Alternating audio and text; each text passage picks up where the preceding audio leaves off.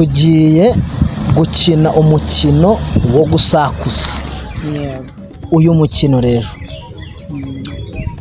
ukinwa n'abantu babiri, ariko mbere yo kugira ngo tuwutangire dusobanurira abatwumva ibisakuzo ni iki.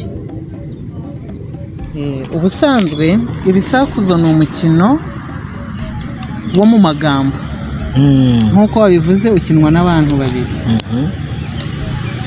Haba harimo uvuga igisakuzo ari byo bita gutora igisakuzo, hakaba n'uri gusubiza ari byo bita kukica. Yego. Ubwo ndajya ntore igisakuzo ukica, cyangwa wowe utore igisakuzo nkica. Ubwo n'abazajya babikurikirana bari kubyiga nuko bazajya babigenza. Umwe atora igisakuzo undi akakica. Uyu mukino rero nk'uko amateka y'ubuvanganzo nyarwanda bigaragaza, ibisakuzo nabyo ni ibihangano. Ni ibihangano. Hari abantu b'inzobere b'abahanga cyane bicaraga ariko kazi bakora, bakagenda bagahimba ibisakuzo, bagashaka amagambo aryoheye amatwi kandi arimo ubwenge. Ijoro n'umunsi icyo akaba ari cyo gikorwa bakora, kuko babikoraga mu gitaramo iyo babaga bataramye n'umwami. Abahimbyi. Kugira ngo barusheho kunoza no gukungahaza ururimi rwacu, bikanogera amatwi, bakanoza imivugire, n'ururimi rugakungahara, bikaryoshya n'igitaramo. Kuko akenshi byakorwaga bari bataramye, bari mu gitaramo. Yego. Bagasakuza. Ngaho ubwo ngiye gutora ibisakuzo 10 ubyice. Ikikunanira ukime. Uwo mukino nuko tuwutangira. Hari igihe ubwo ikinaniye, iyo ngiye kugitanga mvuga ngo iki, amagambo y'umwimerere yakoreshwaga. Ubusanzwe iyo utoye igisakuzo uratangira uti sakwe sakwe. Ngasubiza ntisoma kuko ndakazi. Akura kazi. Hari uwica igisakuzo, ari wo uvuga ngo soma. Ni uvuga ngo soma akagisubiza.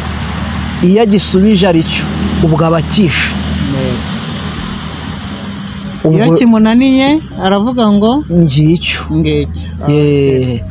Ubwo aha twatangiye. Uriteguye? Nditeguye rwose. Icyambere sakwe sakwe. Soma. Nagutera icyambuka amazi kitagira amaguru.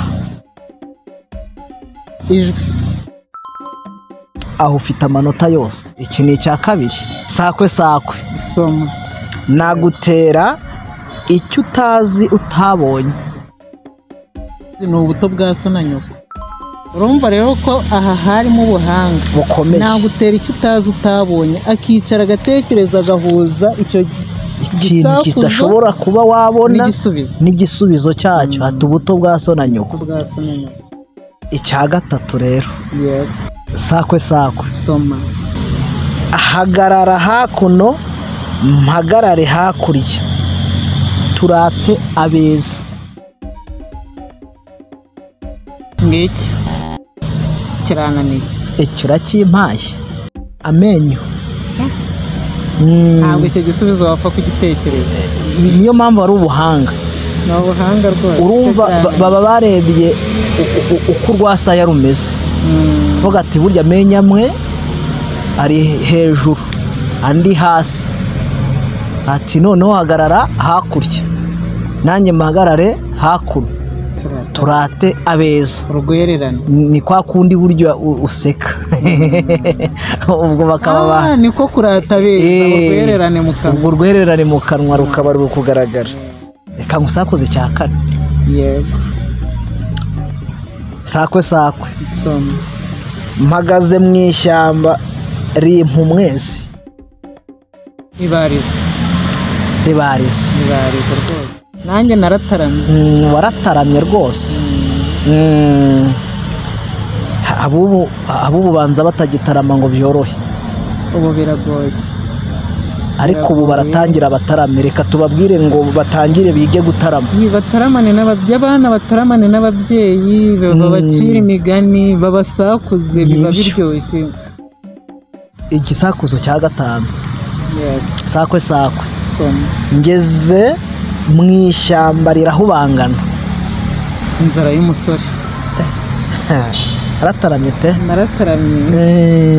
Nataramanye n'abakuru. Icya gatandatu rero. Sakwe nshinze umwe ndasakara. Igihumbi.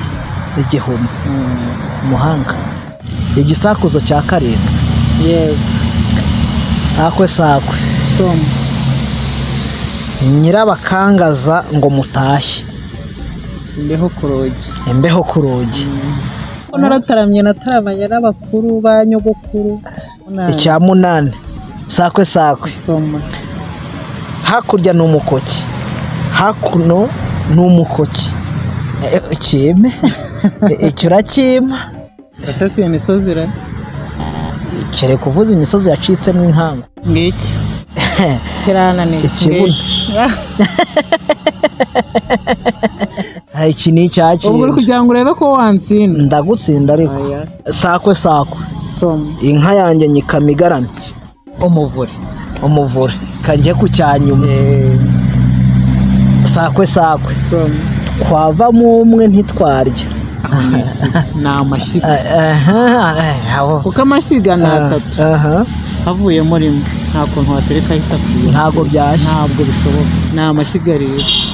Umva uri umuhanga warataramye. Itegure nanjye nkwishyure. Ubu nditeguye. Twagiye. Sakwe soma. Hagaze mu mpinga mpenera rero. Umubagazi. Nibyo rwose.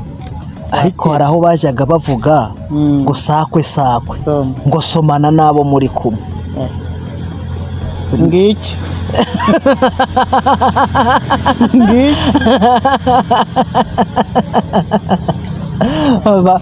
bajyaga bavuga ngo ururimi rwawe. Yawe icyo kirananiye. Soma. Mutamira byina mu gatabiri. Ndakiguhaye. Imbwa mu masinde. Sakwe ntaho ncikira. Soma ariko iki ndagikora. Uwagaca yaba ari umugabo. Kubuza umuryi kurya. Nibyo rwose. Sakwe soma. Ngeze mu rutoki abasirikare baramfata. Ibishokoro. Nibyo rwose. Sakwe soma. Nkubise urushyi rurumira. Ibara ry'inka. Nibyo rwose. Sakwe soma. Abakobwa banjye barara bahagaze bwacya bakaryama. Imyugariro. Ariko ubwo nta na kimwe cyakunanira. Oya ntago. Sakwe soma. Hakurya mu gihuru. Ndakiguhaye. Ibizu bitagira abantu. Ajya n'ibyo biba mu gihuru. Ikizu kitagira abantu kiba kimeze nk'aho ari mu gihuru. Sakwe soma. Mutumbajuru wa Rujugiro. Umwumba w'insina. Nibyo rwose. Sakwe soma. Nahuye na cya matimbatimba cya maguru 8 kigiye kugura umunyu wa 50. Igitagangurirwa. Uranyibye. Oya aho simfibye. Uri umuhanga rwose narizi ko nkwemeje nanzi ko icyanyuma kigiye kugukuramo. Icyo bareheruka kukinsakuza. Ni mpamvu. Ubu rero twabwira abasakuza n'abataramye niba baba bari kumva ibi bisakuzo bakina uyu mukino nabo kandi batubwire bati mwongereho n'ibi. Batubwiye batwungure kuko ibisakuzo byari byinshi. Numva ibintu bakoreshaga batarama, amagambo bakoreshaga batarama ni menshi cyane. hari ibyo tuzi, hari ibyo tutazi, batwungura ibitekerezo. Hanyuma niba hari n'abandi rero bajya mu nganzo, nabo bicare bahange bagendeye ku biriho, bahange nabo batwongerera ibitekerezo, baduhe ibisakuzo bishyashya bijyanye n'ibyo abana bahita biyumvamo bagahita babona ibisubizo. Nibyo. Ndagushimiye cyane. Urakoze cyane. Uri umutaramyi mwiza. Urakoze cyane. Tuzongera duhure ku wundi munsi. Tuzongera duhure.